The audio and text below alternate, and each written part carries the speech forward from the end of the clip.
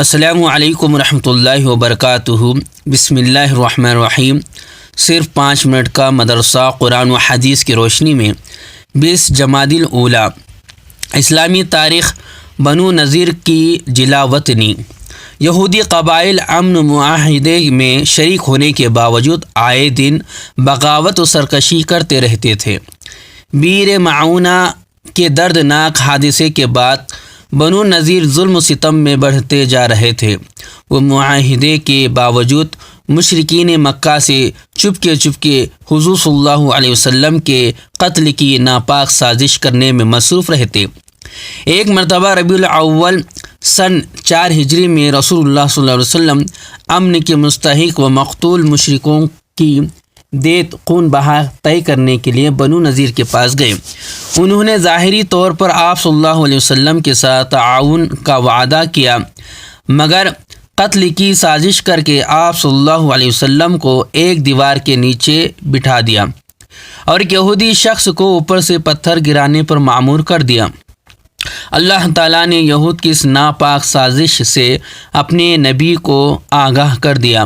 حضور صلی اللہ علیہ وسلم وہاں سے اٹھ کر واپس آ گئے اور لشکر کے ساتھ قلعے کا محاصرہ کر لیا۔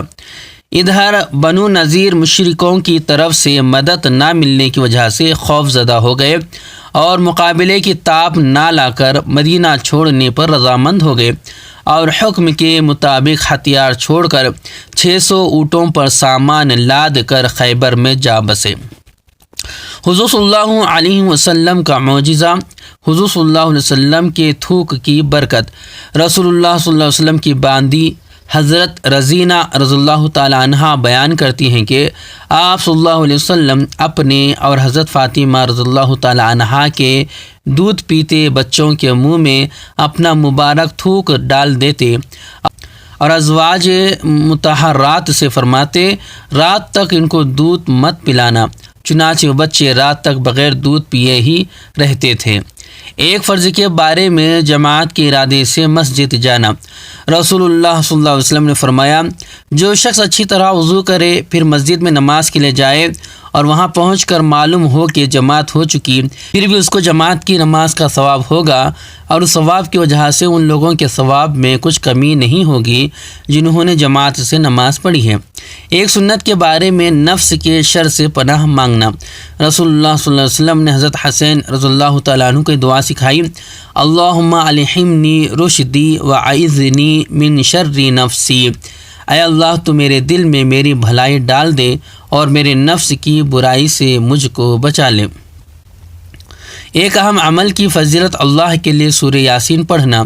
رسول اللہ صلی اللہ علیہ وسلم نے فرمایا، جس نے اللہ کی رضا کے لیے رات میں سورہ یاسین کو پڑھا اس کی مغفرت کر دی جاتی ہے۔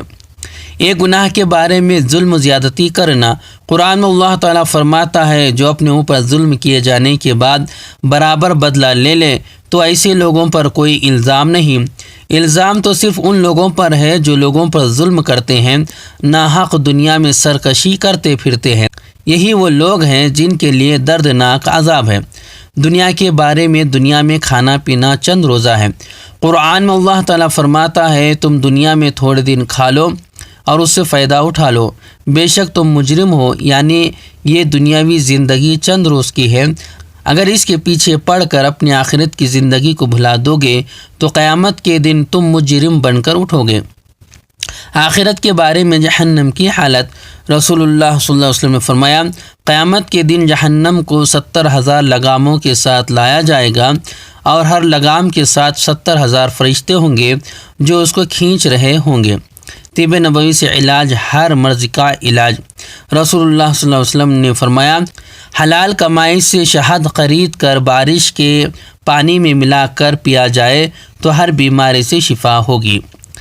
نبی صلی اللہ علیہ وسلم کی نصیحت۔ رسول اللہ صلی اللہ علیہ وسلم نے فرمایا، تم جہاں کہیں بھی رہو اللہ سے ڈرتے رہو اور برائی کو مٹانے کے لیے بھلائی کر لیا کرو اور لوگوں سے اچھے اخلاق سے پیش آیا کرو۔ اللہ تبارک تعالیٰ سے دعا ہے کہ اللہ تبارک تعالیٰ ہمیں ان باتوں پر عمل کرنے والا بنائے اور ان باتوں کو یاد رکھنے والا بنائے۔ السلام علیکم ورحمۃ اللہ وبرکاتہ۔